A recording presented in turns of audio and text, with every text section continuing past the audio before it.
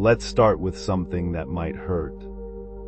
You're not a victim, you're unprepared, and those are two very different things. Because being a victim means something happened to you.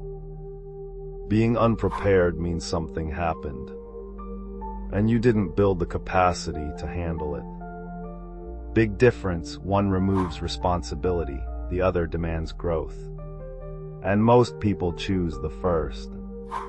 Life didn't surprise you, it followed patterns, you say. The economy is bad. Jobs are unstable. Everything is expensive. No one warned me.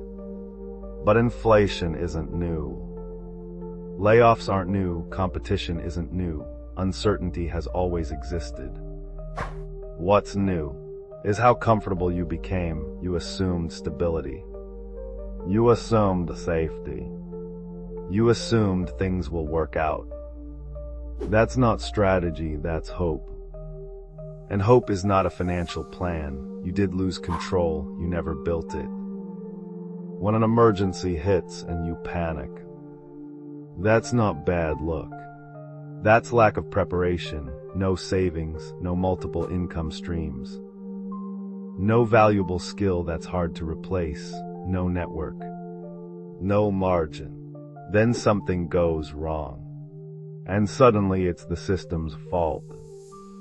But preparation looks boring, it looks like saving when you could spend, studying when you could scroll, training when you could relax, learning when you could complain. Preparation is invisible until it's needed. Comfort is the real enemy. You didn't fail because life attacked you. You failed because you optimized for comfort. Comfort tells you you deserve to rest. You worked hard enough. You'll figure it out later. Later always comes. And when it does, it collects interest. The problem is not that life is hard. The problem is that you trained yourself for ease. You built a lifestyle, not resilience, and resilience is built under voluntary discomfort.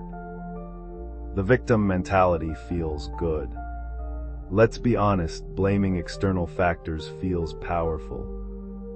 It protects your ego. If you're a victim, you don't have to change. If it's unfair, you don't have to improve. If the system is broken, you don't have to adapt. But here's the brutal truth. The world doesn't reward fairness. It rewards preparedness. The person with savings survives downturns. The person with skills survives layoffs. The person with discipline survives temptation. The person with strategy survives chaos. That's not cruelty, that's reality. Nobody is coming. This is the part most people avoid. Nobody is coming to rescue you. No government check will make you wealthy. No viral opportunity will fix years of poor decisions. No shortcut will replace discipline. You don't need motivation, you need margin. Margin in money, margin in skills, margin in time, margin in emotional control. Preparation creates margin. And margin creates power. You confuse security with stability. A stable job is not security. A high salary is not security. A good month is not security. Security is options. If you lost your income tomorrow, could you survive 6 months? If your company replaced you, do you have skills others would pay for? If an opportunity appeared, do you have capital to seize it? If the answer is no, you're not a victim, you're exposed. The harsh comparison. Two people face the same crisis. One collapses, one adapts. What's the difference? Preparation.